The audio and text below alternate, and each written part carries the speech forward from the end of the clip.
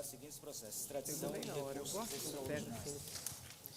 Sem qualquer reparo, fica a ata aprovada.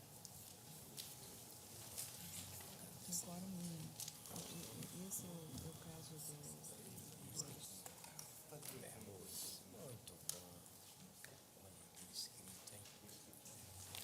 Chama a julgamento com sustentação oral, ação direta de inconstitucionalidade 3.689, requerente ao Partido do Movimento Democrático Brasileiro, requerido governador do Estado do Pará e a Assembleia Legislativa daquele Estado. Relator, o ministro Eros Grau. Não? Chegando.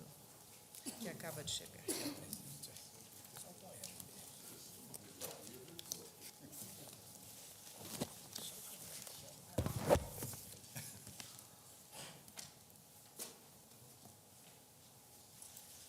Com a palavra o relator.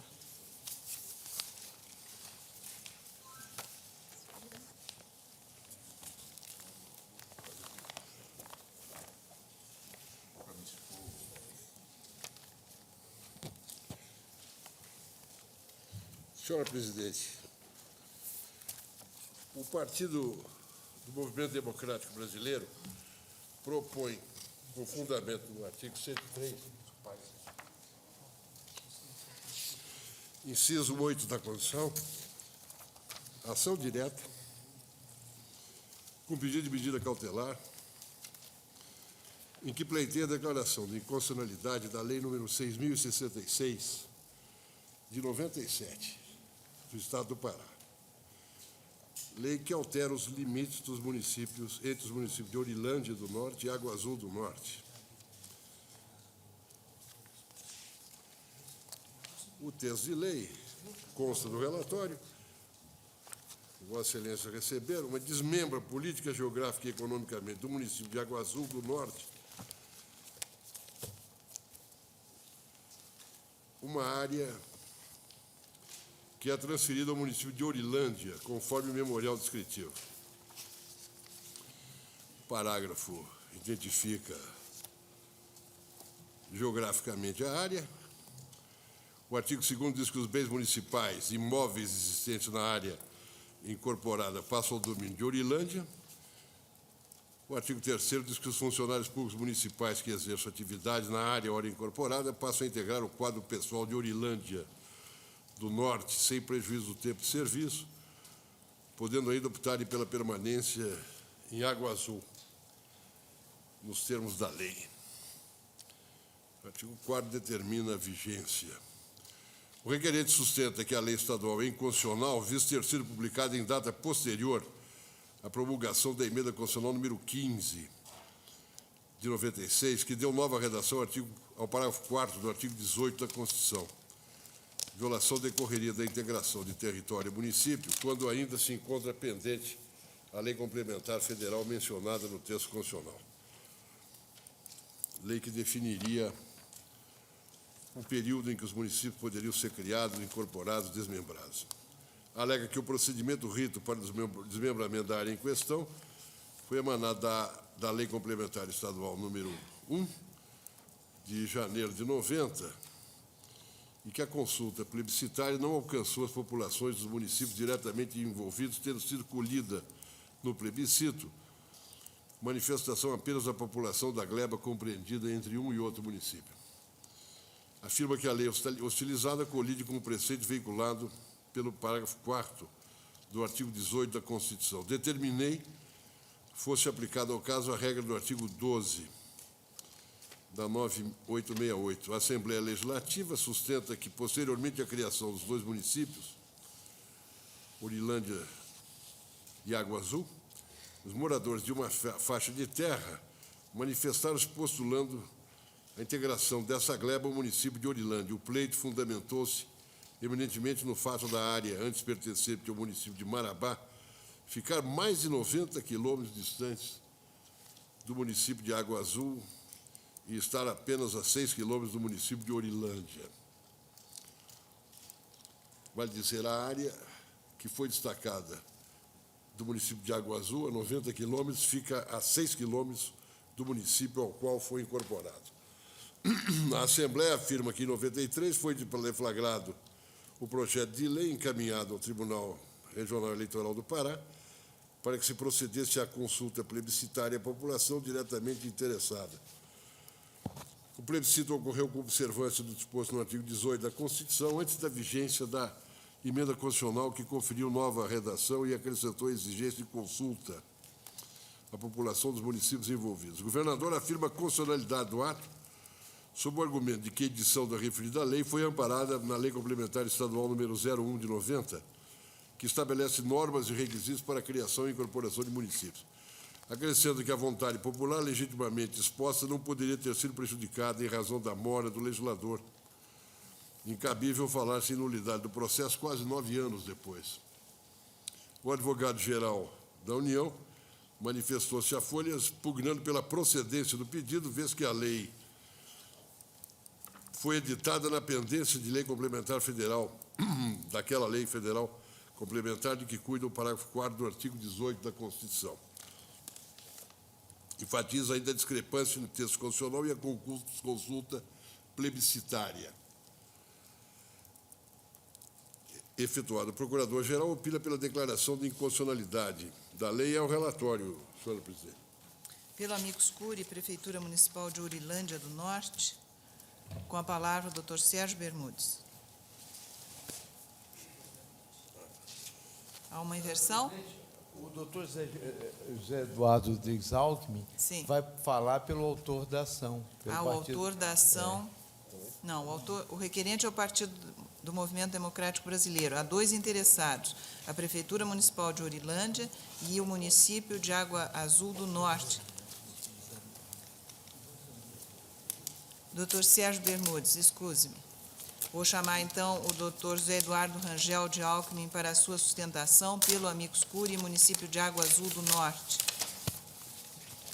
Como é que eu vou saber? Excelentíssima senhora presidente, eminente ministra, eminentes ministros, nobre procurador-geral da República.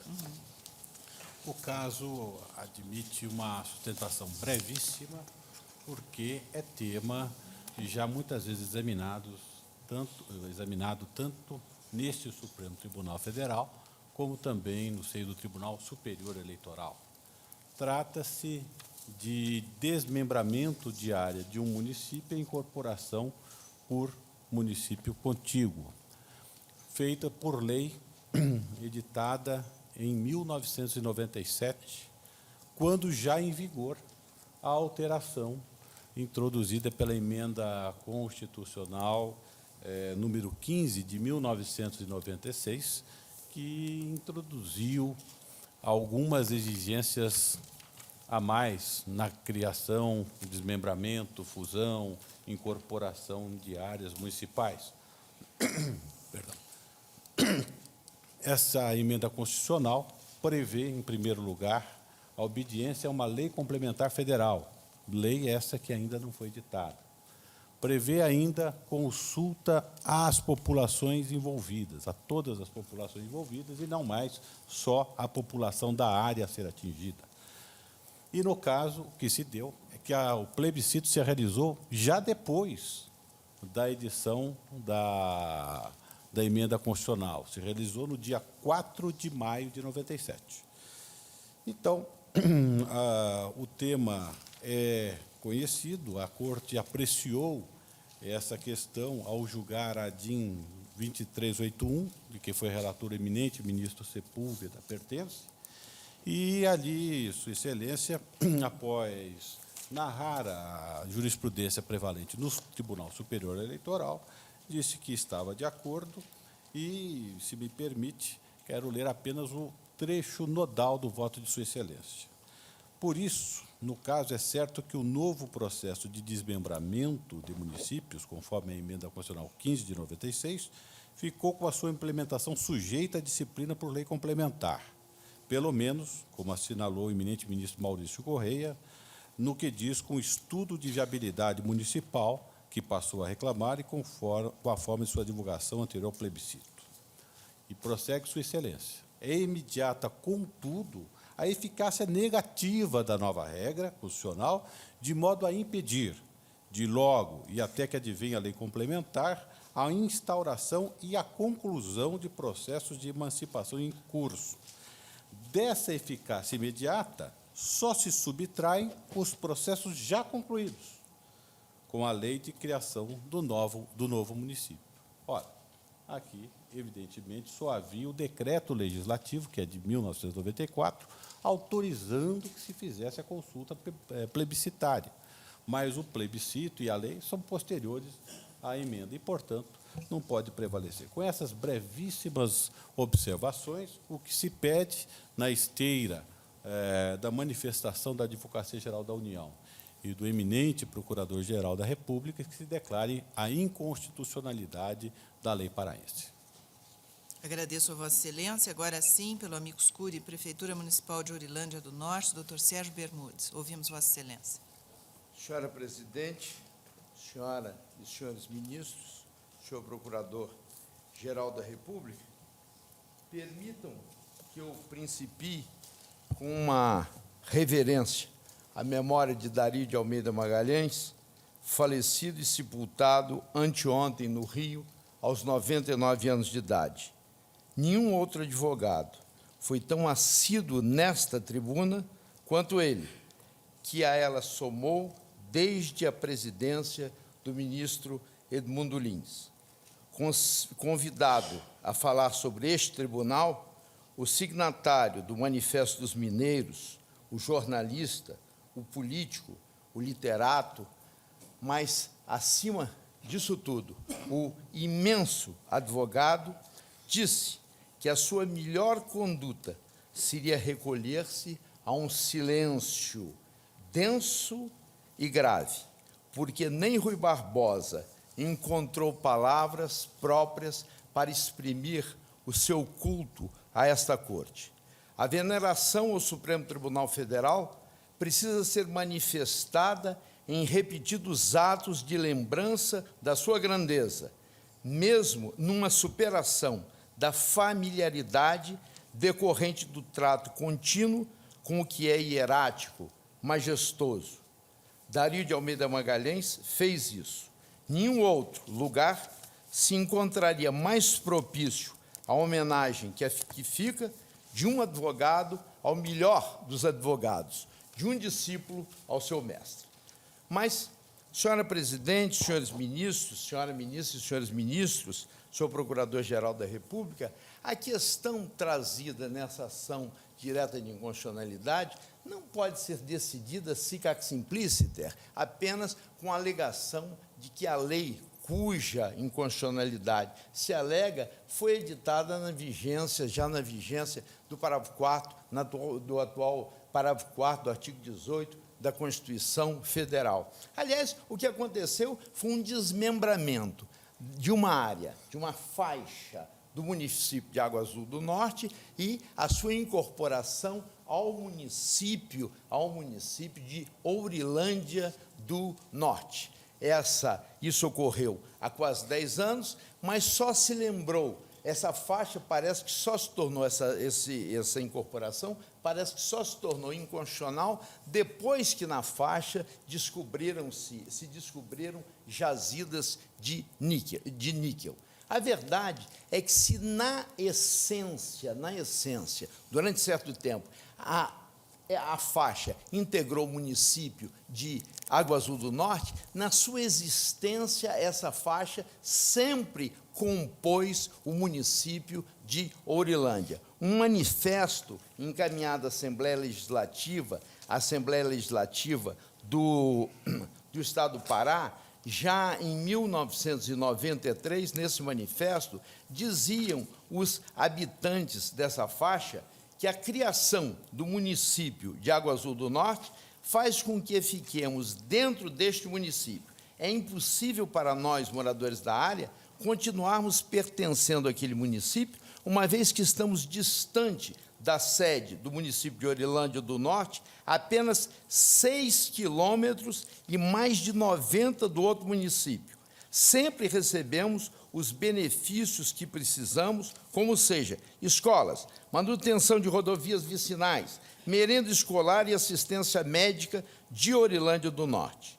No processo, mostrou-se que, com efeito, todos os serviços de saúde, de educação, de transporte fornecidos aos habitantes da região sempre foram custeados por Orilândia. Eu destaco esse ponto, estimulado pelo voto que o eminente relator desta ação, o ministro Eros Roberto Grau, proferiu na ADI 2240 da Bahia, quando ele disse que ele, atento à realidade da situação de fato, afirmou que, aspas, atua aqui a força normativa dos fatos, que permite compreender a origem e existência da norma jurídica, pois na vida do Estado as relações reais precedem as normas em função delas produzidas. E disse mais o eminente ministro Eros Grau: como o Legislativo omitiu-se deixando de produzir essa lei complementar,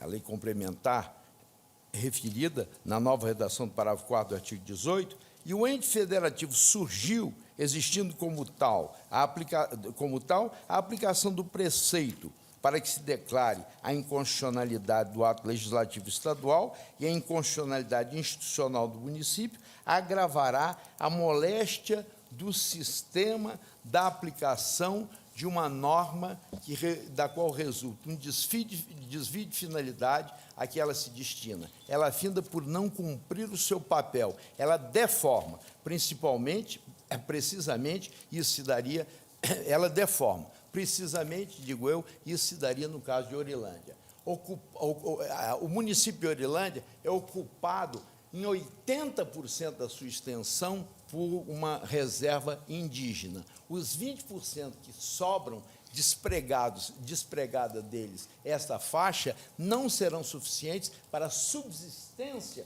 desse município. E ele só sobrará, sem dúvida nenhuma. Então, senhores ministros do Supremo Tribunal Federal, fica diante de vossas excelências essa realidade fática. A eventual nulidade por inconstitucionalidade da lei que fez essa anexação, que efeito sortiria? Não se trata, evidentemente, de um argumento ad terrorem, senão de uma indagação de fato que produz consequências jurídicas da maior gravidade. Não é necessário fazer alegações mais longas, quando nem as que aqui terminam seriam necessárias para pedir a improcedência da ação e, por força do princípio da eventualidade, pedir que, na hipótese que ao município de Orilândia se afigura danosa de improcedência da ação, que isso fosse feito com efeitos ex nunc. Muito obrigado. Agradeço a Vossa Excelência. A palavra com o relator. Senhora presidente, o parágrafo 4º do artigo 18 da Constituição, na redação que lhe foi atribuída pela emenda 15 de 96, estabelece que a criação de municípios será feita por lei estadual dentro do período determinado por lei complementar federal, dependendo de consulta prévia. Não foi até essa data produzida a lei complementar federal mencionada no preceito. Daí porque a interpretação literal do texto desse parágrafo 4º do artigo 18 da Constituição do Brasil conduziria, em simples exercício de subsunção, a automática declaração de inconstitucionalidade da Lei 6.066 do Estado do Pará, que, desmembrando fração do território do município de Água Azul do Norte, agregou-a ao município de Orilândia do Norte. O histórico da região onde estão localizados os municípios merece ser considerado. Nas décadas de 70 e 80, fora firmado um acordo entre o governo federal e a construtora Andrade Gutierrez para a implementação do projeto Tucumã, visando a ocupação da região amazônica. O projeto, segundo afirma o prefeito de Orilândia do Norte, pretendia atender uma clientela vinda do sul do país, possuidora de recursos financeiros. Os demais retirantes de outros lugares do país, atraídos pela propaganda de terras férteis e de baixo custo, situadas ao sul do Pará, que não foram absorvidos pelo projeto, deram origem à Vila Gurita, terras que posteriormente tornar-se-iam sede do município de Orilândia do Norte, à margem da rodovia PA 279. Transcrevo o trecho das informações prestadas pelo município de Orilândia do Norte. Abro aspas. O movimento da população orilandense, adentrando as terras do projeto Tucumã, não estava balizado pela divisa territorial dos municípios na época, São Félix do Xingu e Marabá e Xinguara, mas sim motivada pela necessidade de sobrevivência. Nesse período já existia a Vila de Água Azul, porém não tinha participação nesse fenômeno social. Em 10 de maio de 1988, ocorreu a emancipação municipal de Orilândia, que se desmembrou do município de São Félix do Xingu. O município de Água Azul do Norte, emancipou-se em 91, sendo seu município de origem Paraupebas, tornando-se vizinho de Orilândia do Norte. Os moradores da região em litígio, porção de terras desmembrada do município de Água Azul e acrescida ao território de Orilândia, ambas do Norte, continuaram a suprir suas necessidades no município de Orilândia do Norte, embora estivessem situados formalmente em Água Azul. Os moradores da localidade uniram-se e, aspas, deram início em 94 ao movimento de alteração da divisa territorial, levando-se em consideração a divisa histórica, cultural e social, que estava bem delimitada pelos costumes e tradições, ou melhor, legitimada pela luta da convivência histórica e social. Essa legitimação, continua a ler entre aspas, deu-se por um conjunto de fatores, não apenas porque as pessoas que ocuparam a região já viviam na sede de Orilândia, mas também porque houve uma continuidade do atendimento das necessidades básicas daquela população por parte de Orilândia, desde o princípio até a presente data. Prossegue o município de Orilândia. A população da localidade, ora reclamada em favor de Água Azul, mesmo antes, quando pertencia ao município de Marabá, e logo depois a Paraupebas, sempre foi relacionada ao município de Orilândia e não se reconhece de forma diferente, devido à formação de uma identidade local, isto é, em todos os sentidos que se possa imaginar. Considere-se, digo eu, a ordem cronológica dos atos que resultaram na questionada agregação do território ao município de Orilândia. O processo legislativo de que resultou a lei paraense, objeto dessa DIN, iniciou-se ao tempo da redação original do parágrafo 4º do artigo 18 da Constituição do Brasil. A publicação da lei, ato do qual decorre sua eficácia, é posterior, no entanto, à emenda constitucional número 15. O decreto legislativo da Assembleia Paraense autorizou a realização plebiscitária sobre o tema do desmembramento e consequente agregação da gleba de terra. Seguiu-se o rito previsto pela Lei Complementar Estadual, rito esse adequado à redação originária do parágrafo 4º do artigo 18 da Constituição. A consulta plebiscitária efetuada pelo Tribunal Regional Eleitoral do Pará, em 4 de maio de 97, alcançou tão somente a população diretamente interessada. Posteriormente, a publicação da lei estadual se deu em agosto de 97. Ocorre que o território em questão dista da sede do município de Água Azul do Norte mais de 90 quilômetros.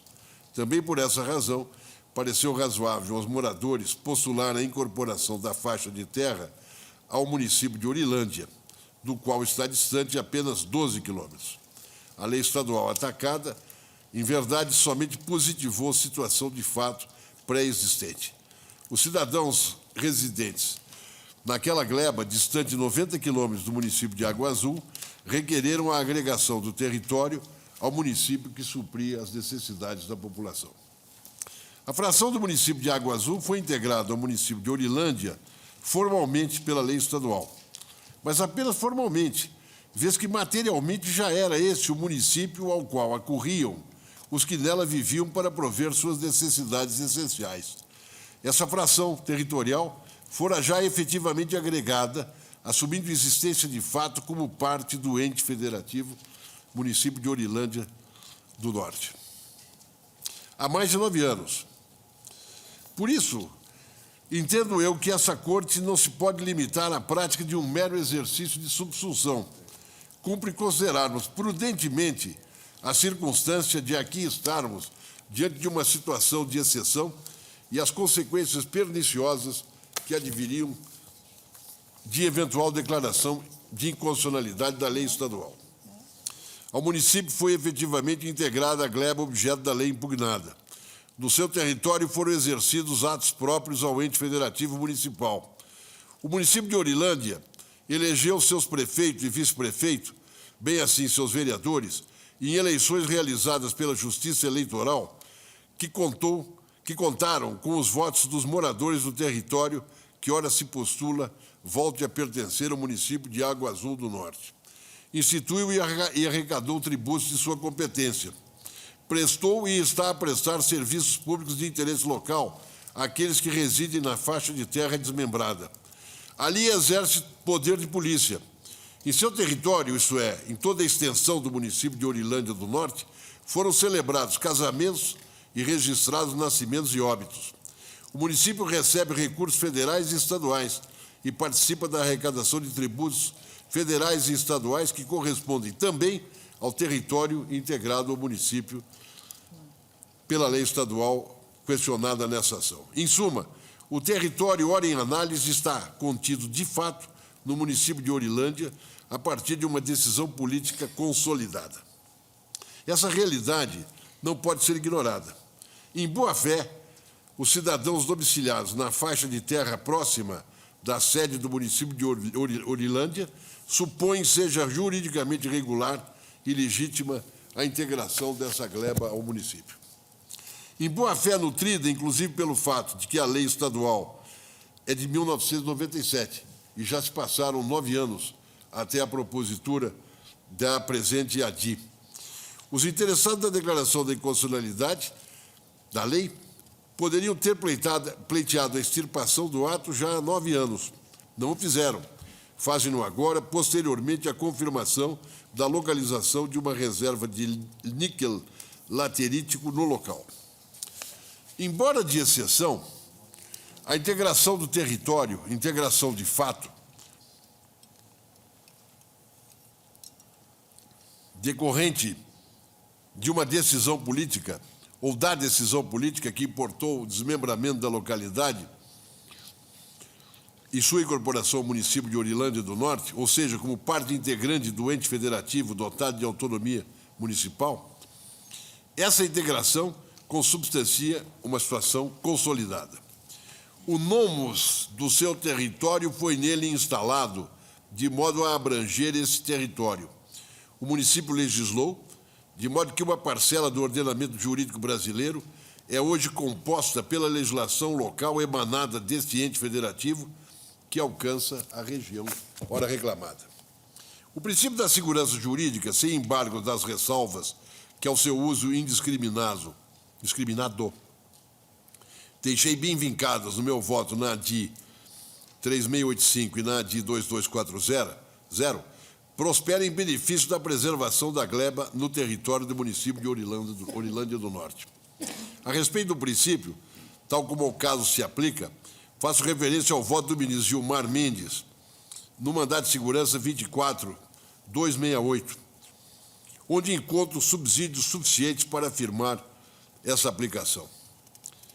Eu estou transcrevendo aqui o voto do ministro Gilmar Mendes, que começa citando um estudo clássico de Almiro do Couto Silva, o trecho em que Sua Excelência diz: regisse que o tema é pedra angular do Estado de Direito, sob a forma da proteção à confiança. É o que destaca Larens, que tem na consecução da paz jurídica um elemento nuclear do Estado do Direito material e também vê como aspecto do princípio da segurança o da confiança. Vou transcrevendo, então, o voto do ministro Gilmar Mendes e prossigo. É bem verdade que doutrina e jurisprudência em geral referem-se, ao tratar de situações consolidadas excepcionais, logo ainda não jurídicas, e do princípio da segurança jurídica, doutrina e jurisprudência, em geral, referem-se a situações obrigacionais ou administrativas, individuais ou subjetivas. O conteúdo dessas situações, como observa Lobader, inspirado em Digui, é individualmente determinado e pode variar de um para outro titular. Aí o caso, verbo e graça, de um credor, um devedor, um locatário, em que o conteúdo da situação é específico para cada qual, modelando-se pelo ato individual. Estamos, porém, no caso de que ora cogitamos, diante de situação excepcional, consolidada, de caráter institucional, político. Atua aqui a força normativa dos fatos, a que refere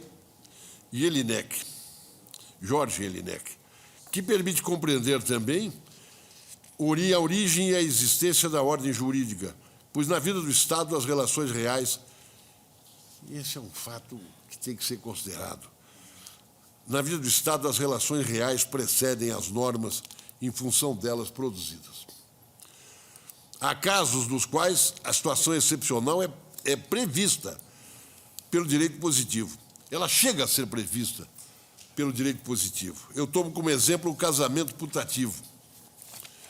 Diz o Código Civil Novo, no artigo 1561, no que segue preceito de 1916, embora anulável ou mesmo nulo, se contraído de boa-fé por ambos os cônjuges, o casamento em relação a esses como aos filhos produzirá todos os efeitos até o dia da sentença.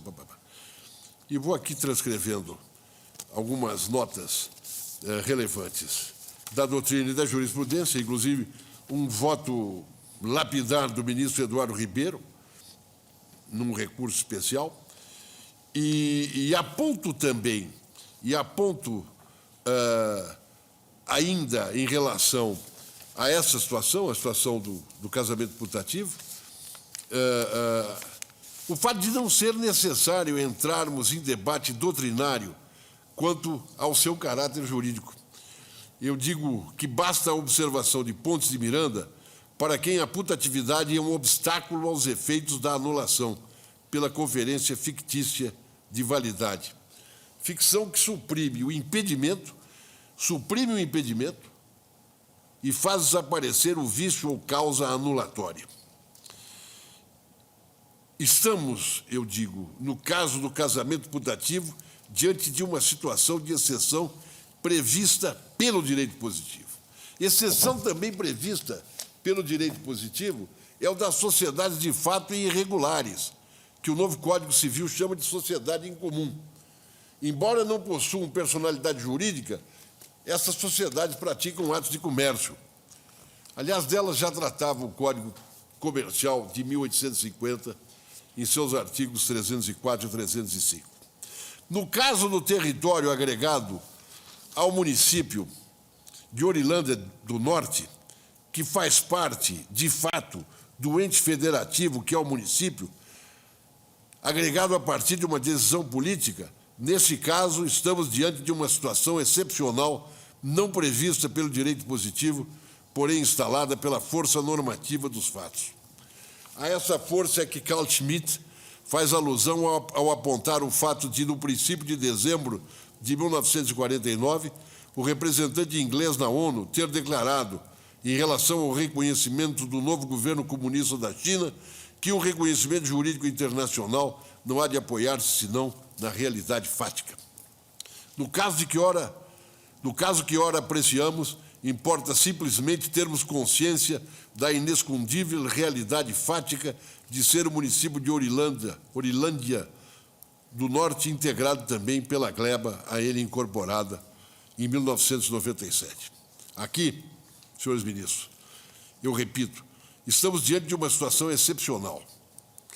A exceção manifesta-se inicialmente em razão da omissão do Poder Legislativo, omissão que impede, desde a promulgação da emenda número 15, em setembro de 96, a criação, incorporação, fusão e desmembramento de municípios.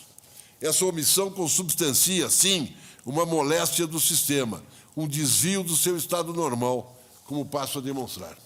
A República Federativa do Brasil é formada pela união indissolúvel de estados e municípios e do Distrito Federal. Assim, Observado o disposto no parágrafo 4º do artigo 18 da Constituição e a lei complementar nele mencionada, a decisão política que envolva a incorporação de um território por um município poderia, se existente a lei complementar, ser tomada. A omissão do Congresso Nacional impede, no entanto, que essa decisão de caráter político seja afirmada. Essa omissão opera no sentido de como que transferir parcela de função constituinte ao Poder Legislativo, o que é inadmissível. Eis que inviabiliza o que a Constituição autoriza, a incorporação de parte de um município ou outro. A não edição da lei complementar dentro de um prazo razoável consubstancia, sim, uma autêntica violação da ordem constitucional. Daí termos que, no caso do município de Orilândia, a exceção que, como observei, não é prevista pelo direito positivo, a exceção decorre de violação, ao menos indireta, pelo Congresso Nacional, da ordem constitucional. Estamos aí diante de uma situação anormal, a omissão do Legislativo, instalando uma fissura, dir-se-ia, na ordem constitucional. Moléstia do sistema, desvio do seu estado normal. Ora, as normas só valem para situações normais. A normalidade da situação que pressupõe é um elemento básico do seu valer. A propósito, Maurice Henriot menciona essa ideia muito justa de que as leis não são feitas senão para o estado normal, um certo estado normal da sociedade, e que se esse estado normal se modifica, é natural que as leis sejam suspensas. E procede. C'est très joli, les lois. São muito belas as leis, mas é necessário termos o tempo de fazê-lo ou de fazê-las. E mais importante do que isso, é necessário que não estejamos mortos antes que elas sejam feitas. A situação existente no momento da integração de Gleba ao território do município era anormal, pois faltava a lei complementar. Isso é o que neste passo pretendo deixar bem vincado. O desmembramento de parte do município de Água Azul e a incorporação dessa parcela ao município de Orilândia importa, tal como se deu, uma situação excepcional não prevista pelo direito positivo. O município de Orilândia abrange a faixa de terra antes pertencente ao município de Água Azul e agregada ao primeiro pela lei. É verdade que em confronto com o disposto no parágrafo 4º do artigo 18. Lembro, no entanto, aqui, conhecida observação de Conrad Hesse, na vida da coletividade há realidades que se encontram em contradição com a Constituição, mas essas realidades não devem ser consideradas como insignificantes pelo intérprete da Constituição. O importante em face delas é fazer tudo aquilo que seja necessário para impedir o seu nascimento, o nascimento da realidade inconstitucional, ou para pô-la, essa realidade, novamente em concordância com a Constituição. No caso, existe uma realidade material, um município que abrange faixa de terra antes pertencente ao município limítrofe. Não é possível retornarmos ao passado para anular a realidade que produziu efeitos e permanece a produzi-los. O município de Orilândia contém a mencionada porção de terra, exerce sobre ela a administração local desde 1997. Como agora anular essa integração? A decisão política de desmembramento e consequente agregação a novo município violou a regra constitucional, sim, mas foi afirmada, produzindo todos os efeitos dela decorrentes.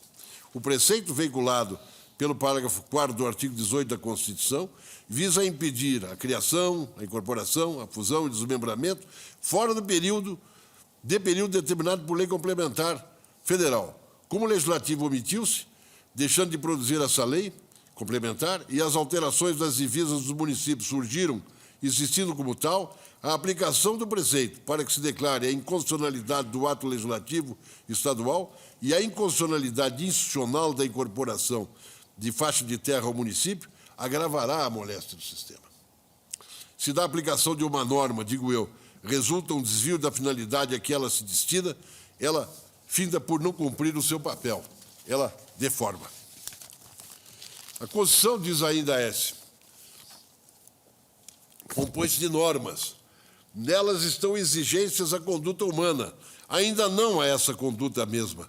Elas permanecem letra morta e nada produzem se o conteúdo daquelas exigências não passa à conduta humana. Constituição e realidade, portanto, não podem ser isoladas uma da outra.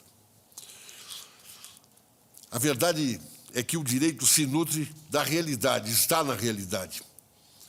A imagem que se ensina na Faculdade de Direito, que o direito se coloca em outro mundo, que não é o mundo do ser, o mundo do dever ser, tem sentido exclusivamente didático, porque na praxis o que vemos é o direito pertencer à realidade e ser uma parcela da própria realidade. Dirá eventualmente algum normativista radical que a parcela da terra ou de terra ora em discussão jamais foi integrada ao município de Orilândia em termos formais.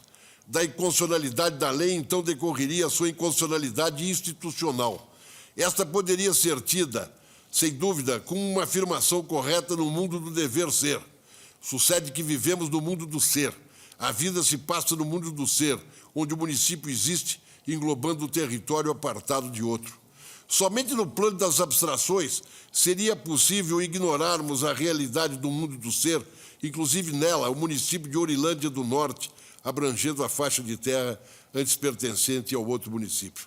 Para tanto, digo eu, é necessário que se viva no mundo do dever ser. E eu diria que o debate com quem habita esse mundo, e apenas esse mundo, o mundo do dever ser, o debate com quem habita esse mundo, nada promete de útil. Cumpre, além do mais, considerarmos que essa integração real não está inserida para além do ordenamento, senão no seu interior. Que aqui eu pediria atenção dos meus colegas, porque o estado de exceção é uma zona de indiferença entre o caos e o estado da normalidade. É uma zona de indiferença capturada pela norma. De sorte que não é a exceção que se subtrai à norma, mas ela que, a norma, suspendendo-se, dá lugar à exceção. Apenas desse modo, ela pode se constituir como regra, mantendo-se em relação com a exceção. A anulação da decisão política de que resultou a criação do município avança sobre o que poderíamos chamar de reserva do impossível. Reserva do impossível. No sentido de não ser possível anularmos o fato dessa decisão política de caráter institucional sem frontal agressão ao princípio federativo. Explico-me. Cogitando das inconstitucionalidades, Francisco Campos, e para quem cita Carl Schmitt, a alusão a Francisco Campos não soa absurda, cogitando das inconstitucionalidades, Francisco Campos observa que, aspas, o ato ou lei inconstitucional nenhum efeito produz, pois que inexiste de direito, ou é para o direito como se nunca houvesse sido. Um ato do Poder Legislativo em contravenção a uma cláusula constitucional não é com efeito uma lei. Quando concorre em um determinado caso uma lei inconstitucional e a Constituição, não tem o Poder Judiciário que indagar qual a superior para saber a que deve aplicar, se a suposta lei, se a Constituição. O caso, pois, se resolverá perante os tribunais como se na espécie, diz o Francisco Campos, lei ordinária não houvesse. Fecho aspas. Isso, no entanto, não se pode fazer com relação à Lei 6.066, de agosto de 97, do Estado do Pará, que desmembrou a faixa de terra de um município e a integrou em outro. Não podemos fingir que a integração não ocorreu, de modo que a declaração de inconstitucionalidade da lei estadual seria vã, pois é certo que dela, declaração de inconstitucionalidade de lei estadual, não decorreria declaração de inconstitucionalidade institucional da incorporação do território. Se move e por se move. Não é possível anularmos a decisão política de caráter institucional, repito, sem desabrir da agressão ao princípio federativo. Inserida no município de Orilândia, a parcela de terra antes pertencente ao município de Água Azul, o primeiro município passou a atuar sobre aquele território. Eis aí um fato, e não se anulam fatos. Impossível retornarmos no tempo para anular essa incorporação, esse acréscimo de território, de população, repito, sem agressão ao princípio federativo. De mais a mais, A violação de uma norma é expressão não apenas de uma conduta adversa ao que está escrito em um texto, no plano abstrato do mundo do dever ser, mas é violação de uma ordem concreta, histórica, situada no tempo e no espaço. Estamos, no caso, diante de uma situação de exceção que, embora não prevista pelo nosso direito positivo, há de ser decidida em coerência com a ordem concreta da qual a Constituição é a representação mais elevada no plano do direito posto. Essa ordem concreta é anterior ao direito posto pelo Estado, arranca de um direito pressuposto e expressa a visibilidade de um nomos. A ADI que temos sob julgamento compreende não apenas o pedido de declaração de inconstitucionalidade de uma lei, mas também de inconstitucionalidade institucional de um ente da Federação. Esse caso não pode ser examinado no plano do abstracionismo normativista, como se estivéssemos aqui para prestar contas a Kelsen e não a uma ordem concreta. Eu estou terminando, pois é certo que o processo de objetivação que dá lugar ao fenômeno jurídico não tem início na emanação de uma regra, mas sim em um momento anterior, no qual aquela ordem é culturalmente forjada. As normas, observa Santi Romano, não são senão uma entre as distintas manifestações do fenômeno jurídico. O ordenamento jurídico, é ainda Santi Romano quem o diz, é uma entidade que em parte se move segundo regras, mas sobretudo move ela mesma as regras como figuras de um tabuleiro. Por isso as regras representam o objeto e o meio da sua atividade, e não apenas um elemento da sua estrutura. Refiro-me a uma ordem geral concreta, situada geograficamente no tempo, com as marcas históricas e culturais que a conformam tal como ela é. Por isso mesmo incompleta e mesmo contraditória, reclamando permanente complementação, refazimento e superação de situações de exceção. A essa Corte, sempre que necessário, incumbe decidir regulando também essas situações de exceção. É para isso que nós estamos aqui. Mas esta Corte, ao fazê-lo, não se afasta do ordenamento, eis que aplica a norma à exceção, desaplicando-a, ou seja, retirando-a da exceção. Na tarefa de concretização da Constituição, a Corte aplica-se a prover a força normativa, a sua força normativa e sua função estabilizadora da Constituição, reportando-se à integridade da ordem concreta da qual ela é a representação mais elevada no plano do direito posto. A sua mais prudente aplicação nas situações de exceção pode corresponder exatamente à desaplicação de suas normas a tais situações. A tanto leva a prática da interpretação da Constituição, que supõe caminharmos do universal ao singular, através do particular, conferindo a carga de contingencialidade que faltava para tornar plenamente contingencial o singular.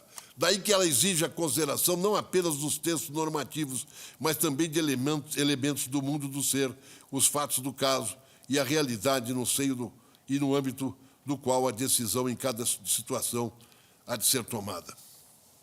Essa Corte não há de proceder, especialmente nesse caso, como um legista que examina um corpo morto, a infração à letra escrita da Constituição. Aqui estamos diante de uma realidade política de modificação dos limites de um ente político da Federação. Cumpre verificarmos o que, no caso, menos compromete a força normativa futura da Constituição e sua função de estabilização. O que menos a sacrifica? A agressão à regra do parágrafo 4º do artigo 18 ou a violação do princípio federativo? Quais são os interesses atendidos em razão da declaração de inconstitucionalidade da lei que desmembrou parcela de um município transferindo a outro município? Quais interesses serão sacrificados em consequência dessa declaração de inconstitucionalidade? As respostas a essas indagações parecem óbvias a quem supõe o direito não somente como um esquema de coerências formais, mas como um plano da realidade social. A violação ao princípio federativo, com a cassação da realidade política local, agrava e sacrifica a função normativa da Constituição de modo pernicioso. No aparente conflito de inconstitucionalidades, impor-se-ia reconhecermos a integração válida ao município de Orilândia, de localidade destacada do outro município. Mas, em verdade, esse conflito efetivamente não se dá. Não há conflito, visto que a situação de exceção com a qual nos defrontamos há de ser resolvida por essa Corte mediante a inclusão da integração de terras no estado da normalidade. Prevalecerão, então, os valores e direitos da Federação, expressando interesses múltiplos relacionados por força de vínculos diversos ao ente político local. Permito-me observar ainda que, no caso, está em pauta o princípio da continuidade do Estado, não o princípio da continuidade do serviço público. Os serviços públicos atualmente prestados pelo município de Orilândia passariam a ser imediatamente prestados, se declarada a inconstitucionalidade da lei que incorporou o Gleba ao território desse município. Passariam a ser prestados pelo município de Água Azul, de cuja área foi desmembrada. Mas não é disso que aqui se cuida, senão da necessária e imprescindível afirmação por esta Corte do sentido normativo veiculado pelo artigo 1º da Constituição do Brasil. A República Federativa do Brasil é formada pela união indissolúvel dos Estados e dos municípios e do Distrito Federal. É o princípio da continuidade do Estado que está em pauta na presente ADI, incumbindo-nos recusar o faça-se justiça e pereça o mundo. Por certo, senhora presidente, que a afirmação da improcedência da ADI não servirá de estímulo à incorporação de terras aos municípios indiscriminadamente. Antes, pelo contrário, há de expressar como que um apelo ao Poder Legislativo, no sentido de que supra a omissão constitucional que vem sendo reiteradamente consumada. Concluindo, eu retorno à observação de Conrad Hesse. Também cumpre a essa Corte fazer tudo aquilo que seja necessário para impedir o nascimento de realidades inconstitucionais, mas indispensável há de ser, quando isso seja possível, que essa mesma Corte tudo faça para pô-la essa realidade novamente em concordância com a Constituição. As circunstâncias da realidade concreta do município existente impõem seja julgado improcedente a ADI, e é como eu voto, julgo improcedente a ADI. Presidente relator, dá pela improcedência da ação. Pois não, ministro Gilmar. No caso anterior, da relatoria também do ministro Eros Grau, a ADIM.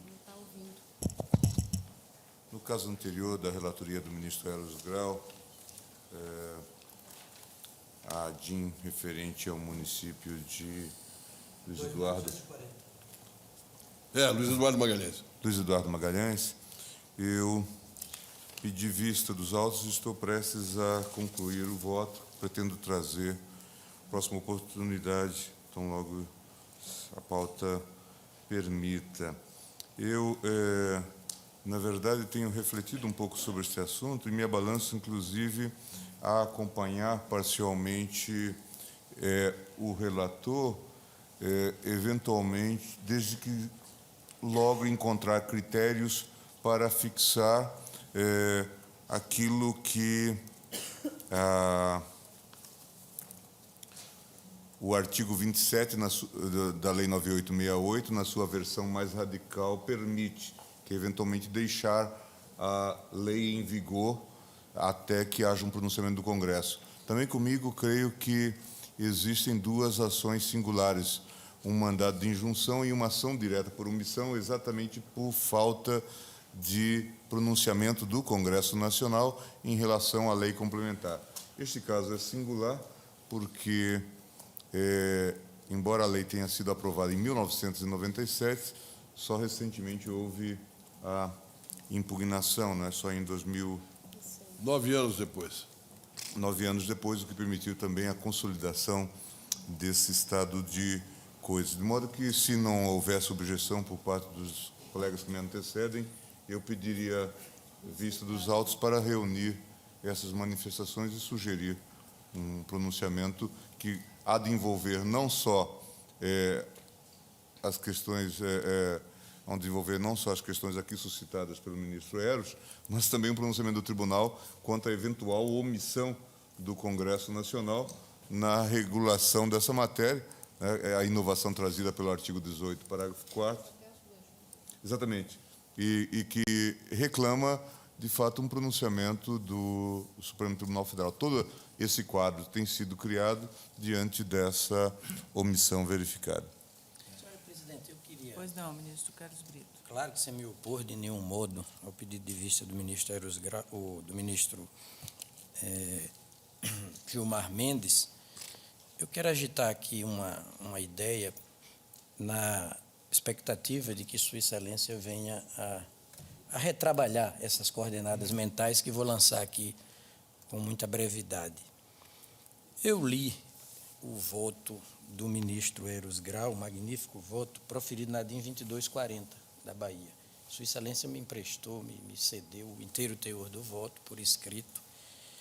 E realmente eu fiquei muito impressionado com essa tentativa de Sua Excelência de conciliar o direito e a vida, o mundo do ser e o mundo do dever ser. Onde vivemos? Onde vivemos, no mundo do dever ser.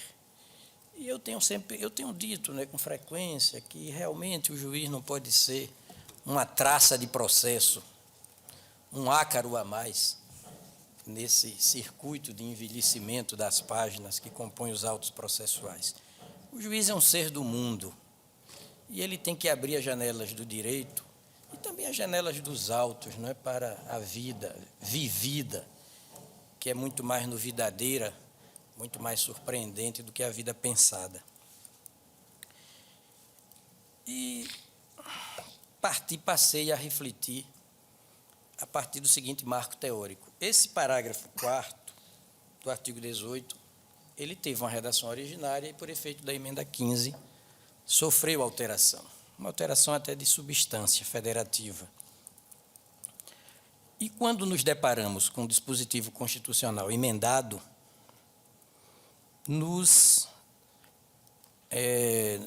passamos a nos mover num outro domínio interpretativo. É o domínio do que se chamava antigamente do método histórico-evolutivo de interpretação jurídica. Um método que nos obriga a interpretar o texto atual à luz do texto antigo, primitivo. Portanto, é um método que nos empurra para uma comparação internormativa, porque dois dispositivos jurídicos se sucederam no tempo. E o fato é que, quando nos debruçamos sobre o parágrafo 4º do artigo 18 da Constituição, em sua primitiva, em sua virginal redação, percebemos que a União ficou de fora. Tudo se passava no âmbito das relações entre os estados e seus municípios, sabido que os estados se compõem de municípios, enquanto a União se constitui do Distrito Federal e dos estados, os estados se compõem dos seus municípios. Então, nada mais natural que nesse espectro federativo de criação, incorporação, fusão e desmembramento de município, a Constituição confinasse a sua normatividade nesse âmbito de relação menor entre os estados e seus municípios. Numa linha político-legislativa de prestígio das bases, desconcentracionária do poder político, porque excludente da União, que é a pessoa central e a pessoa, logicamente, mais forte da federação. Não forte hierarquicamente, lógico. Muito bem, veio a emenda 15 e introduziu a União nesse circuito federativo para prestigiá-la, para condicionar todos esses movimentos de criação, incorporação, fusão e desmembramento dos municípios à edição de uma lei complementar federal. E é nesse ponto que me parece que devemos raciocinar, digo com todo respeito, com toda modéstia, a partir de uma consideração que me parece procedente.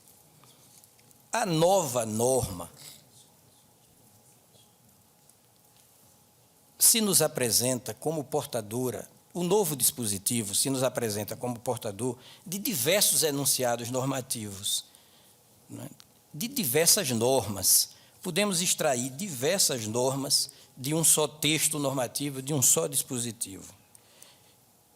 E é possível, sim, qualificar cada um desses enunciados a partir de um critério de classificação das normas constitucionais, de um critério diferenciado.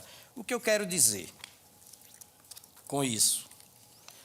Que o novo dispositivo, naquilo que confirma, naquilo que corrobora, que confirma o prestígio dos estados e dos municípios, naquilo que confirma, não é, a política legislativa de prestigiar as bases da federação, esse dispositivo, naquilo que confirma a diretriz anterior, ele é de eficácia plena. Tudo que confirmar a originária relação entre os estados e municípios, tudo isso é de eficácia plena. Mas a novidade consistente no enunciado que prestigia a União é de eficácia limitada, porque faz um movimento inverso, né? Prestigia a União em desfavor das demais unidades da federação. E, nesse caso, se esse dispositivo, esse enunciado normativo que vou ler, dentro do período determinado por lei complementar federal, se esse enunciado for efetivamente de eficácia limitada, a inércia legislativa da União, o silêncio legislativo da União, deixando de editar essa lei, como está a suceder, não pode ter a força de engessar, né, de estratificar a dinâmica da federação.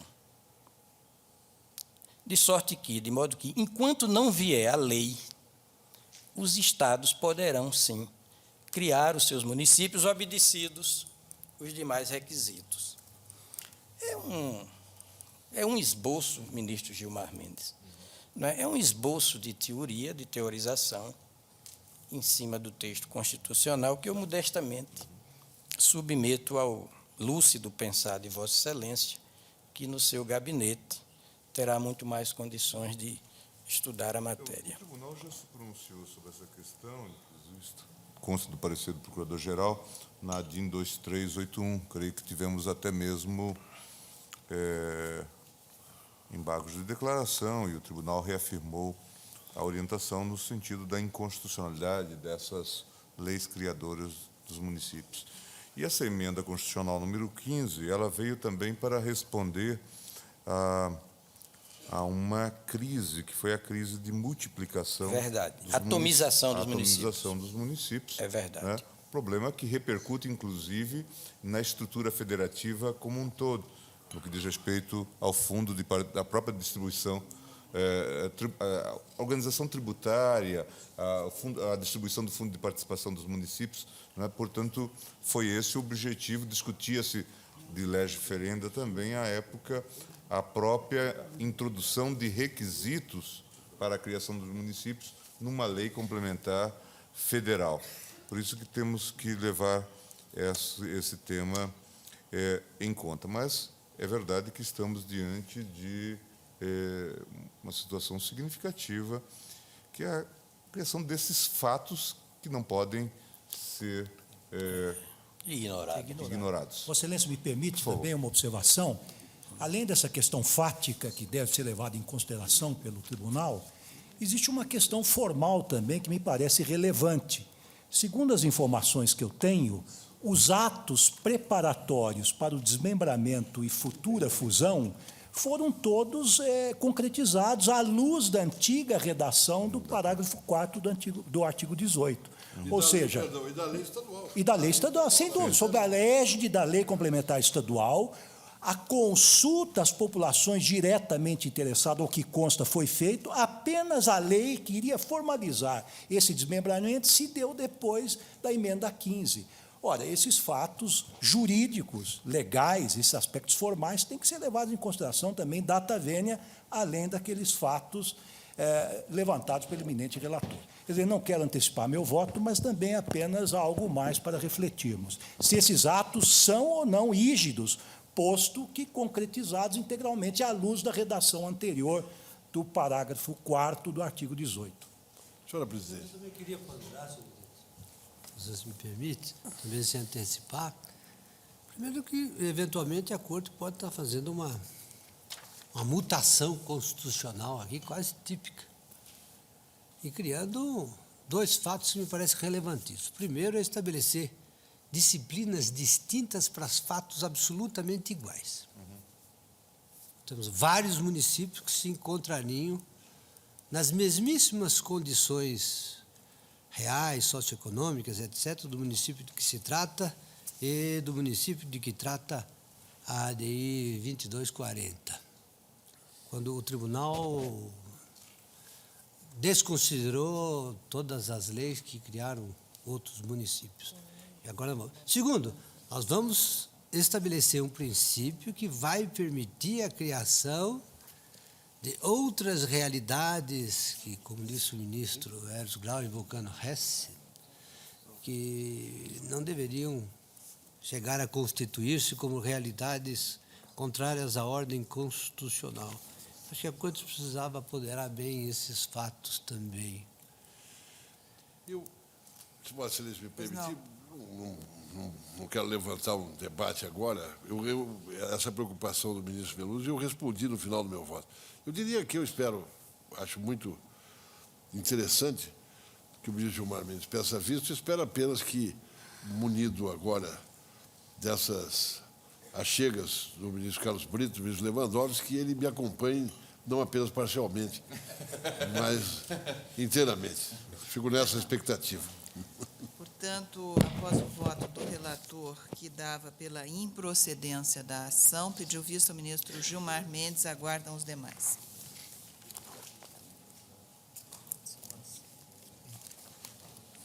Chama a julgamento, mandado de segurança 20...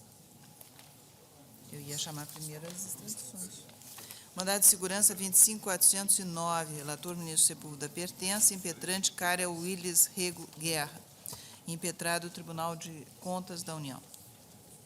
Senhora presidente, Karel Willis Rego Guerra impetra mandado de segurança com pedido de liminar contra ato do Tribunal de Contas da União, que determinou a suspensão do pagamento de pensão civil instituída por seu avô paterno, decisão tal do plenário, avô paterno que é ex-professor e procurador da Universidade do Ceará, nos termos do artigo 217.2b da Lei 8.212, são beneficiários das pensões, 2, temporária, b, o menor sob guarda ou tutela até 21 anos de idade.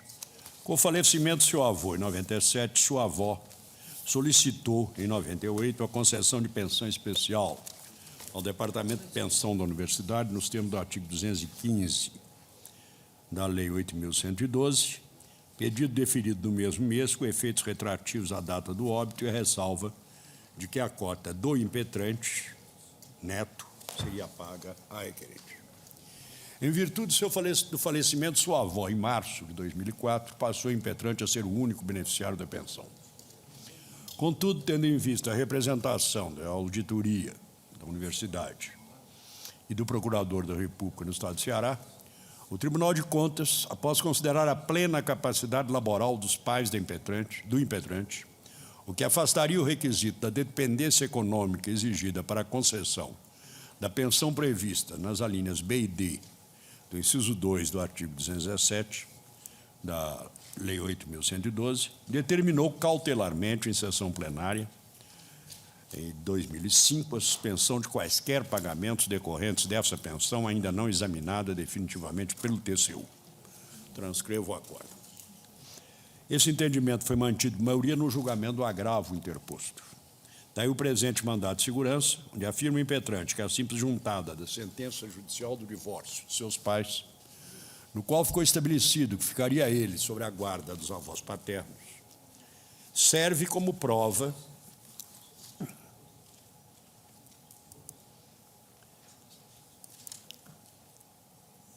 serve como prova do atendimento ao requisito legal autorizador da concessão do benefício pretendidos, que é objetivo e se refere à relação de guarda do menor até 21 anos de idade. Sustenta o impetrante, então, que a relação de guarda é infinitamente mais abrangente que a de dependência econômica, que o simples fato de os pais terem capacidade laboral não exerce influência no juízo de família ao apreciar a modificação da guarda, mesmo que se tratasse de presunção relativa de dependência, que não é o caso por ser objetivo o critério da lei, e ter o mesmo sido declarado por ato judicial, ainda assim caberia à administração pública ônus da prova, não tem o Tribunal de Contas da União competência para rever atos jurídicos ou de natureza jurisdicional, mormente os atos cuja apreciação subjetiva está reservada ao juiz de família. E após tecer considerações sobre a boa-fé dos beneficiários, sobre a incompetência do TCU para interpretar o alcance da dependência que decorre do Instituto Civil da Guarda de Menores, bem como sobre o transcurso do prazo para a administração rever seus atos, aduz que totalmente desprovido, portanto, de razão, proporção e racionalidade o ato atacado, pois violando a segurança jurídica, o devido processo legal, o contraditório,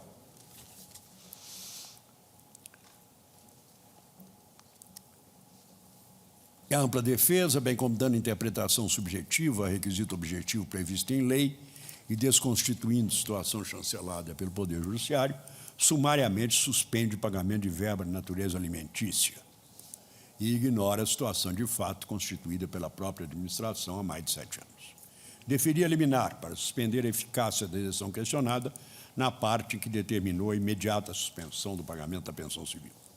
Suas informações, o TCU pediu fosse reconsiderada a concessão da liminar e, no mérito, a denegação do mandato de segurança, com argumentos assim sintetizados: inexistência de direito à pensão, ante o desvirtuamento do Instituto da Guarda em prejuízo do erário e ante o afastamento da presunção juris tanto de dependência econômica do pensionista, precedentes do STJ, o não chamamento ao processo do servidor do órgão destinatário não é necessário, legitimidade do TCU para expedir medidas cautelares destinadas a prevenir lesão ao erário e garantir a efetividade de suas decisões, não incidência dessa decisão administrativa, inexistência de ofensa à segurança jurídica, ausência de ofensa à coisa julgada, pois não há nenhuma sentença judicial determinando o pagamento da pensão em apreço. O Ministério Público Federal opinou para a denegação da segurança. Requeri em agosto do ano passado informações ao impetrado sobre a superveniência de decisão definitiva na representação. Em resposta, o relator do processo administrativo noticiou, em setembro, a manutenção do estado existente quanto à impetração e o apensamento da representação número tal ao processo terceiro número tal, que trata das pensões civis instituídas pelo avô do impetente, comprometendo-se a encaminhar decisão que vier a ser adotada, tão logo a matéria seja apreciada definitivamente por aquele tribunal.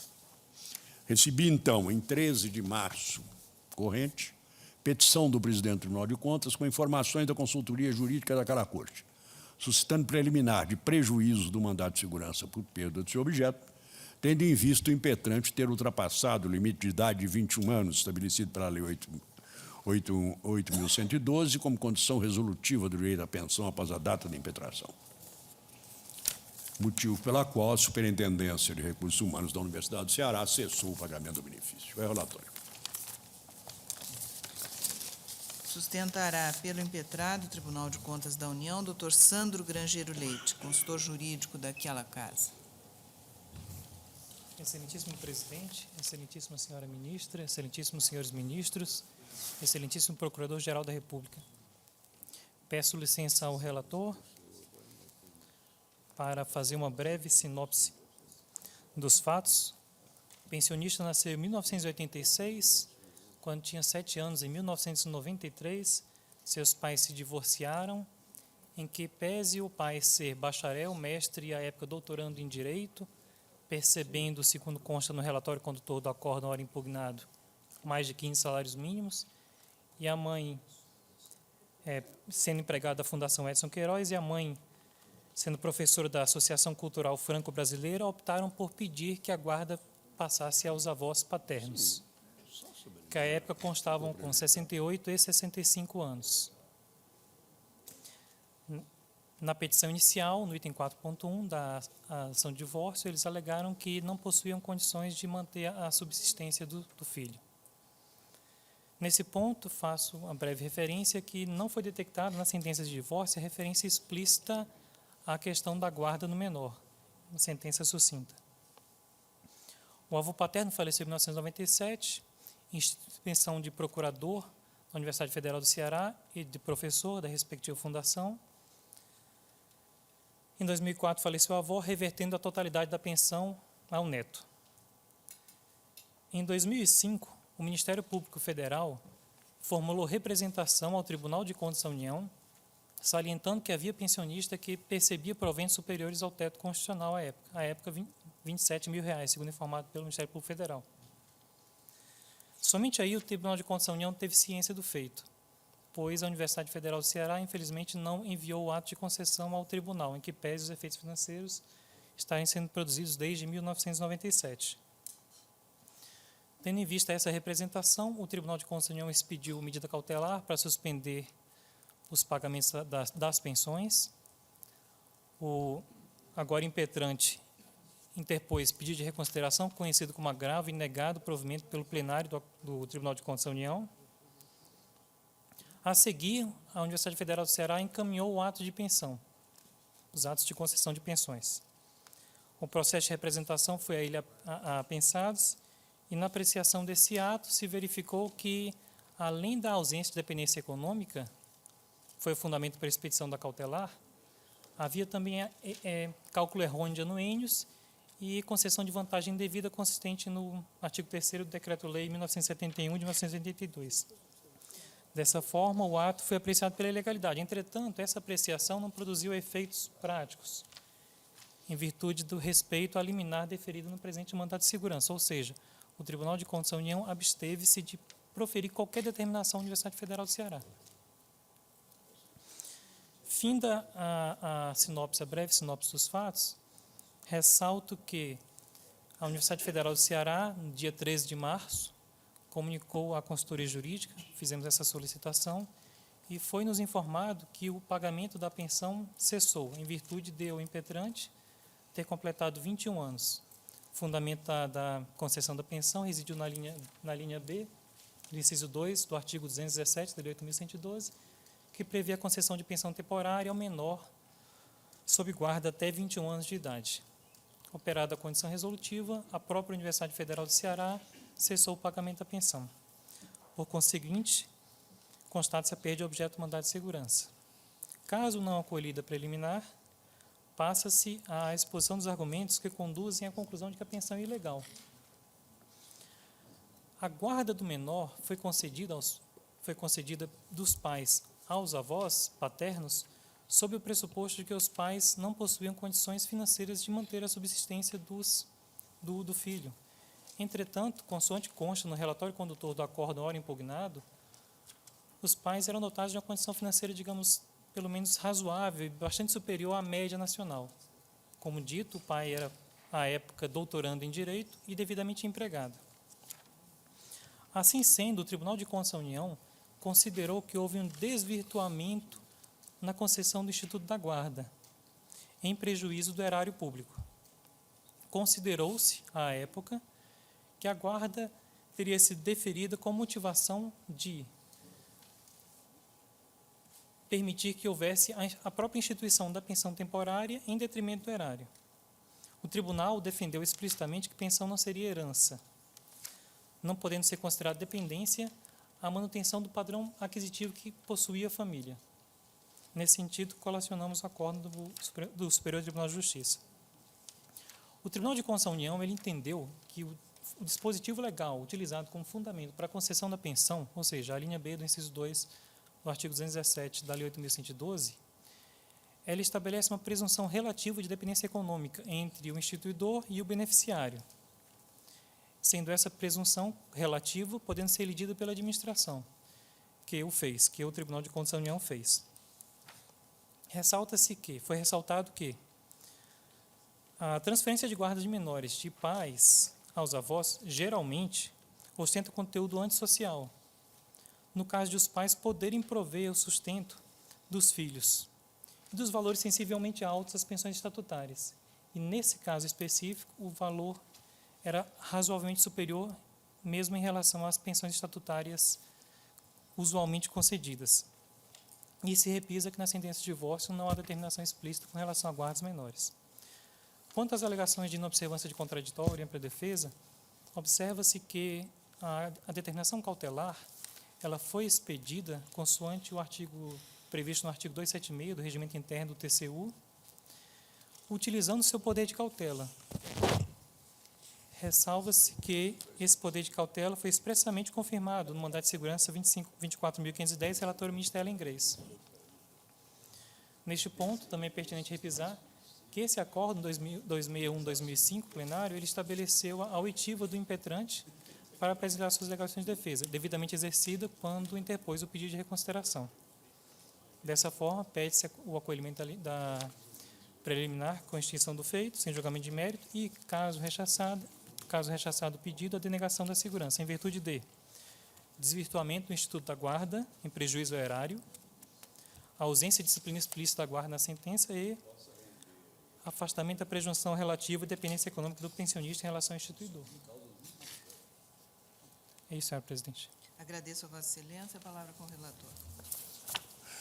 Senhora presidente, examino a preliminar. Penso ser indiferente para a continuidade do processo a perda do benefício pelo fato de o impetrante ter atingido a idade limite de 21 anos, uma vez concedida a pensão temporária de sua natureza, observância desse limite para o seu recebimento.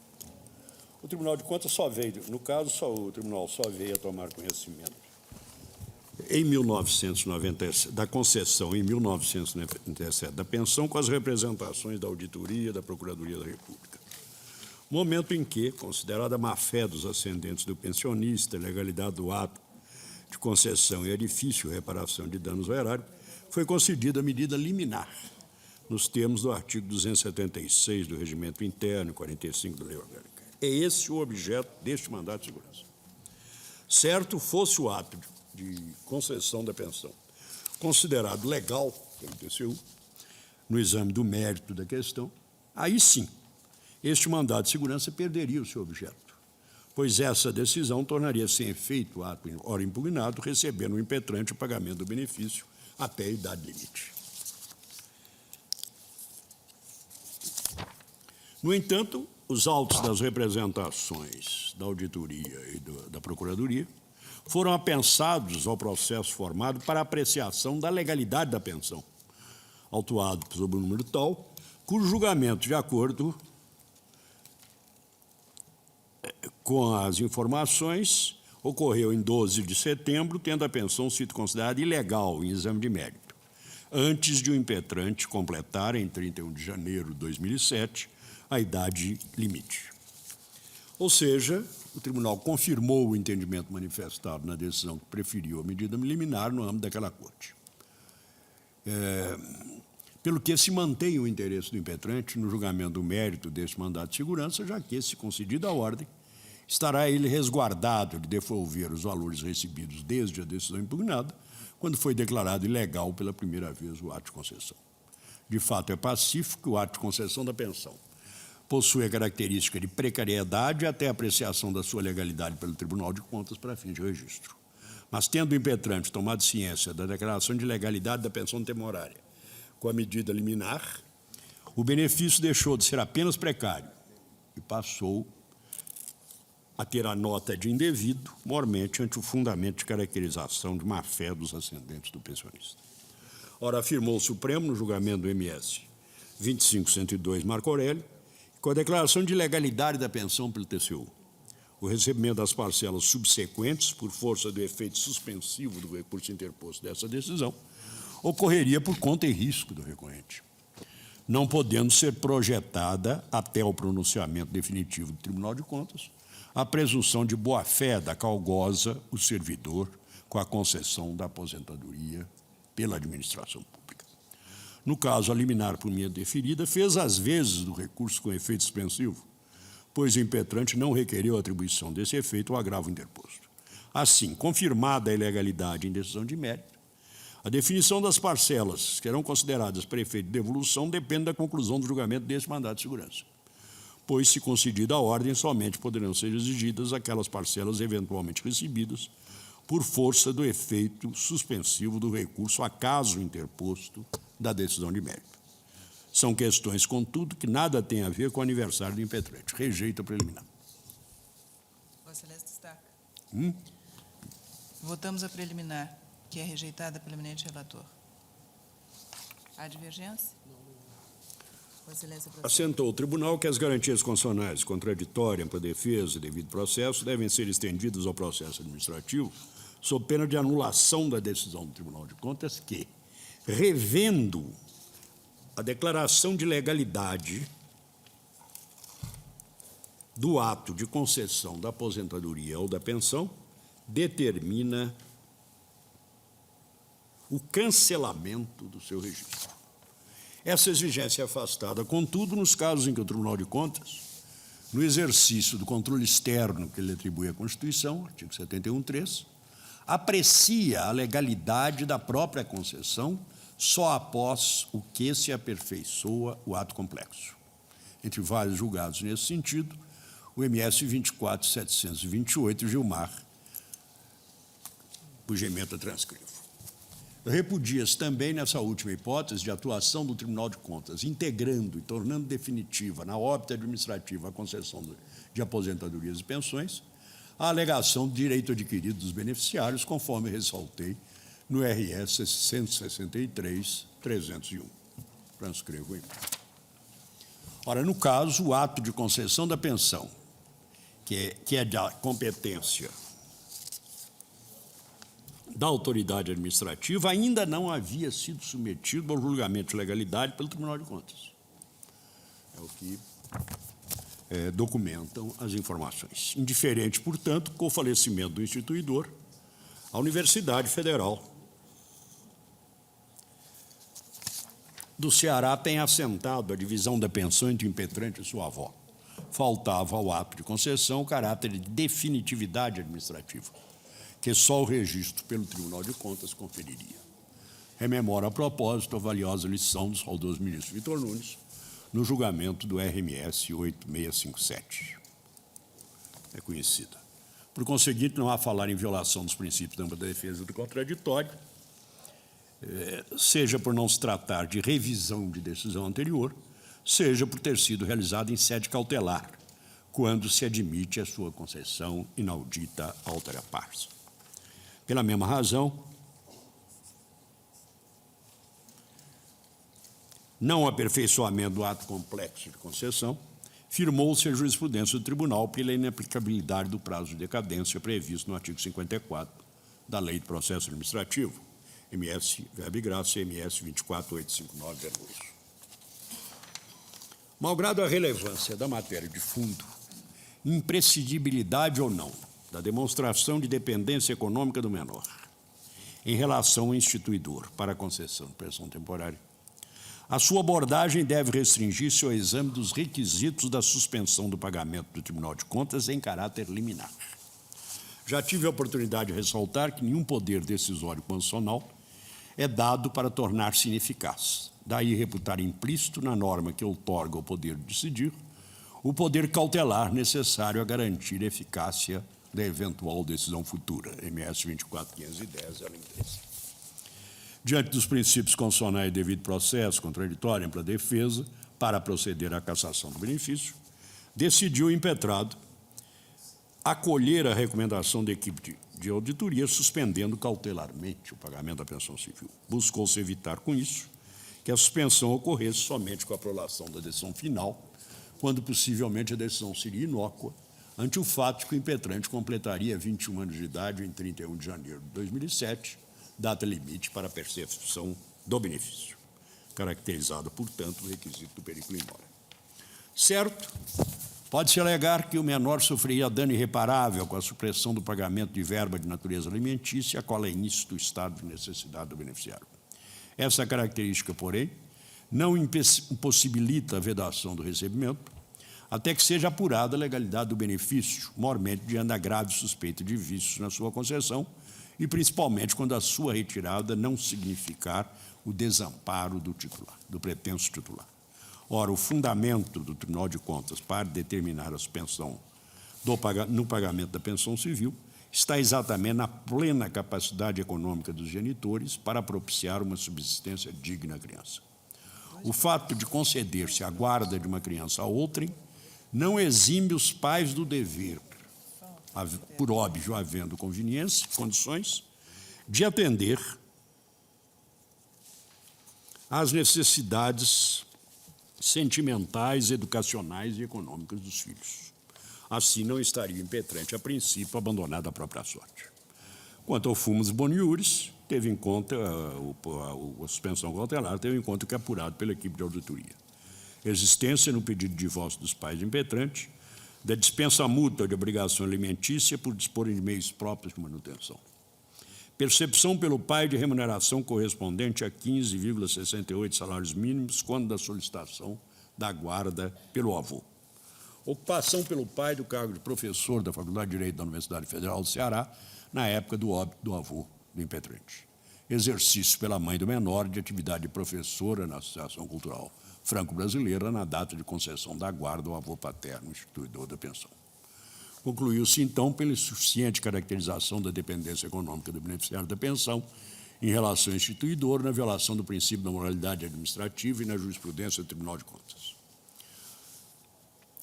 Por sua vez, afirma o impetrante que os critérios para a concessão da pensão são objetivos: estar o beneficiário sob a guarda de seu instituidor e possuir menos de 21 anos de idade, sendo irrelevante a caracterização da dependência econômica que, mesmo quando considerada imprescindível, estaria comprovada nos autos do divórcio consensual dos genitores do impetrante.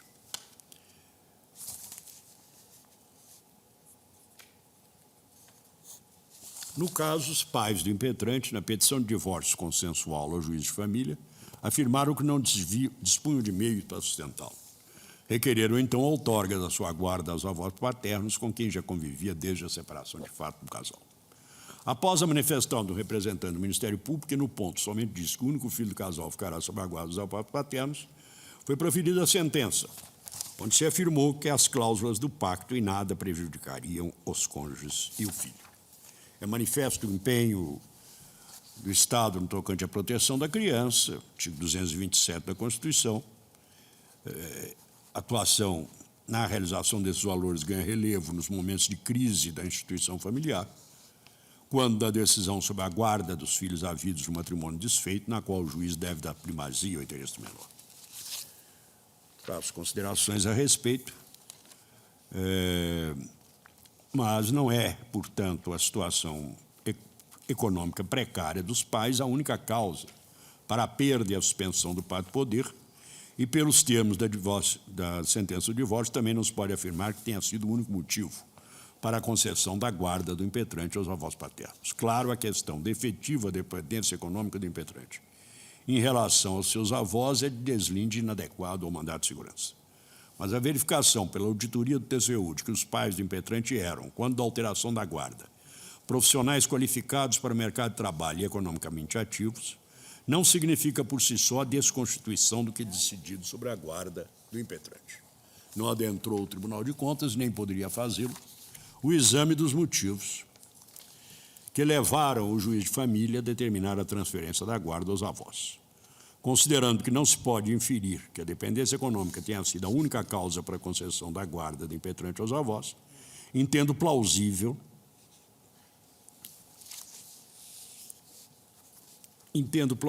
a tese que exige a sua comprovação para o recebimento da pensão temporária prevista na letra B do inciso 2 do artigo 217 da Lei 8.112.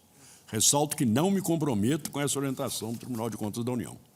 Tenho apenas como suficiente para a adoção da medida cautelar na espécie. De tudo, denego o mandado de segurança prejudicado a liminar. É o meu voto. Eminente relator, denega o mandado de segurança. Há divergência? Sim, ministro Marco Aurélio. Há um fato que não pode deixar de ser considerado.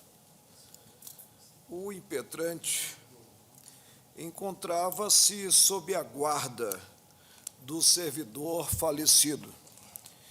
E essa circunstância, considerada a legislação de regência, gera a dependência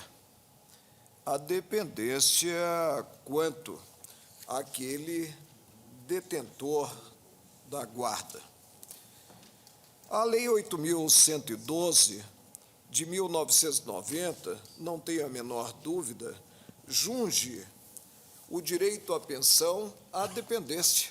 Mas, para mim, a simples guarda formalizada a estaria a gerar, autorizando, inclusive, ao avô o lançamento dele, neto, na declaração de imposto de renda, segundo a legislação do imposto de renda, como dependente. Indaga-se. Particularidade, se Vossa Excelência me permite, não sei se terá escapado da Vossa Excelência, mas eu ouvi que o eminente relator fez referência de que quando o juiz reconheceu a guarda, o menor já se encontrava com os avós desde antes, desde o início da separação de fato. Desde a separação de fato. Em outras palavras, o eminente advogado fez referência a uma fundamentação da decisão do Tribunal de Contas, recorrendo à ideia de possibilidade de fraude. Isto é, imaginar-se que os pais tenham deixado o filho na separação de fato com os avós, para daí a 20 anos fraudar a união, com o devido respeito. É um passo demasiadamente largo. É um passo demasiadamente largo. Isso é terrível. Agora, o que me sensibiliza é essa circunstância. Não houvesse o servidor falecido, o que nós teríamos? A continuidade da guarda, com a dependência, mas veio a falecer. Será que, diante do fato, ter-se-ia o afastamento do direito à pensão, se apagaria aquela circunstância existente e sinalizadora da dependência, ou seja, a guarda? A resposta para mim é negativa. É negativa. Tenho como extremo de dúvidas que, no caso impetrante, pela separação dos pais, pela guarda, após a separação de fato e, posteriormente, guarda formalizada, quando, creio, até do divórcio, né? O impetrante era dependente do servidor falecido. E, para mim, basta esse dado.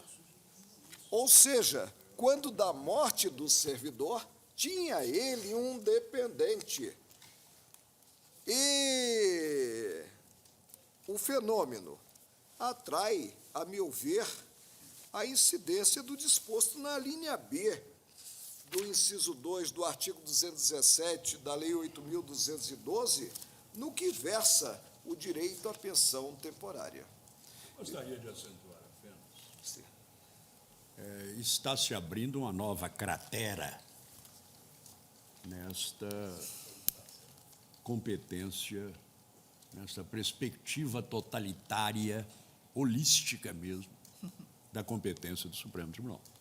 Estamos examinando um mandato de segurança contra a decisão cautelar. A decisão de mérito, eu deixei muito claro que não me comprometo com a tese do Tribunal de Contas. Agora, não posso, ante os dados de fato que ressaltei, deixar de considerá-la plausível e atendendo aos pressupostos do poder cautelar. Nada mais do que isso. Mas o poder cautelar do Tribunal de Contas da União, ele pode ser submetido ao crivo do judiciário quando gerador de repercussões. Mas a tutela cautelar pressupõe a inexistência de uma situação de dano irreversível ou de difícil reparação. Suspender o pagamento de uma verba de caráter alimentar, a mim me parece que não corresponde a esse requisito de tutela cautelar. Porque se correspondesse, os menores que estariam nessa situação estariam sujeitos à suspensão liminar de alimentos ou seja, é preciso, sobretudo, levar em consideração a natureza da verba também. E mais, eu não quero subtrair ao Tribunal de Contas, teoricamente, a possibilidade de conceder liminar em casos semelhantes, onde haja elementos fundados de fraude. Aqui, me parece que não há nenhum elemento em que pudesse ter se fundado o Tribunal de Contas para afirmar a fraude, sobretudo diante do dado que foi revelado, que o menor foi entregue aos avós muito antes da formalização judicial do divórcio ou da separação do casal. E, presidente, há um dado para mim da maior importância. É o relativo à vulneração do texto legal por aquele que inclui nesse texto legal restrição nele não prevista. A linha B, quando cogita da guarda, ela não contém exceção quanto ao direito à pensão temporária, considerado o fato de os genitores, se a guarda é do avô, terem base econômica financeira para a manutenção do próprio filho. Não há essa restrição. O que o preceito revela é o direito à pensão temporária do menor sob a guarda de quem? Sob a guarda do servidor falecido. E não há a menor dúvida de que o impetrante estava, à época, como já ressaltado, sob a guarda do avô servidor falecido e que, portanto, deixou a pensão para ele em cota, porque viva a avó em cota para ele impetrante. Eu peço vênia ao relator para conceder a ordem. Quantos anos tinha esse menor ao momento em que foi suspensa a pensão, relator? A pensão essa suspensão é de... Mas o direito à pensão 2005. é até os 21 anos, segundo o texto exato. legal. Ele completou que em janeiro deste ano. Estamos levando em 21, consideração fatos assim tão os 21. significativos quanto Aqui a inanidade sem de recursos distinção do quanto ao menor, gênero, enfim, a impossibilidade dos pais de proverem o seu sustento, de modo que eu também, esse dado me parece ponderável. Mas o relator tinha... Eu apenas insisto, estou julgando apenas os requisitos da decisão cautelar do Tribunal de Contas e não avanço para não prejudicar, para não prejulgar eventual mandado de segurança e que se discuta as consequências pretéritas da decisão de mérito a propósito do registro da pensão. Pois bem, eu colho o voto da ministra Nós teríamos um fato novo, superveniente à impetração, que é o julgamento em definitivo da pensão. Disso eu só tenho... E aí a autorização no próprio Código de Processo Civil de levar-se em conta esse fato novo superveniente. Ministra Carmen Lúcia, como vota Vossa Excelência? Como vota o ministro Ricardo Lewandowski? Eu acompanho o relator. Data V. Ministro Eros Grau. Com o relator. Ministro Joaquim Barbosa. Também eu, senhor. Ministro Carlos Brito. Senhora presidente, eu tenho uma certa dificuldade para me posicionar assim de chofre, assim de pronto. O artigo 229 da Constituição deixa claro que os pais têm o dever de assistir, criar e educar os filhos. Aí eu fico na dúvida se no caso de das quais não se exoneram pela guarda concedida a terceiro. Como é, Excelência? Da qual obrigação alimentar os pais, tendo capacidade econômica, não se exoneram. não se exoneram. É, exatamente o que eu anotei aqui. Esse transpasse de responsabilidade não pode ser tão lato a ponto de alcançar o dado econômico, liberando de sustentar os filhos pais que tenham possibilidade econômica. Mas atento à tessitura do raciocínio do eminente relator, que, entre outras coisas, parte do pressuposto de que a legalidade de concessão de pensão se inclui, né, nas competências constitucionais expressas do Tribunal de Contas, eu vou acompanhar Sua Excelência. Ministro César Peluso. Senhor presidente, eu vou pedir vênia ao eminente relator e os votos que o acompanharam, porque, além das razões já avançadas pelo ministro Marco Aurélio, a mim me parece que, ainda e, sobretudo, em se tratando de uma medida cautelar tomada pelo Tribunal de Contas, a sua sustentação dependeria, em primeiro lugar, da inexistência de uma situação de risco, de dano irreversível ou de difícil reparação, que me parece um requisito que não está preenchido no caso, dado o caráter alimentar da verba da pensão.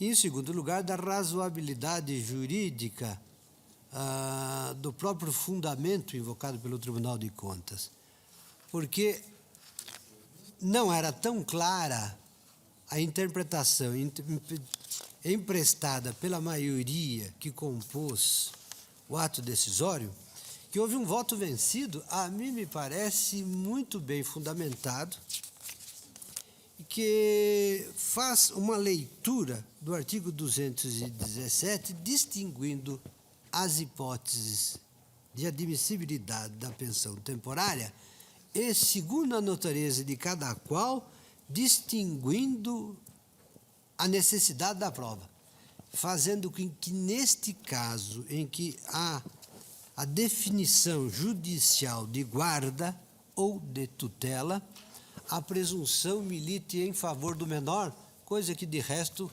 poderia ser afirmada sob outros pontos de vista.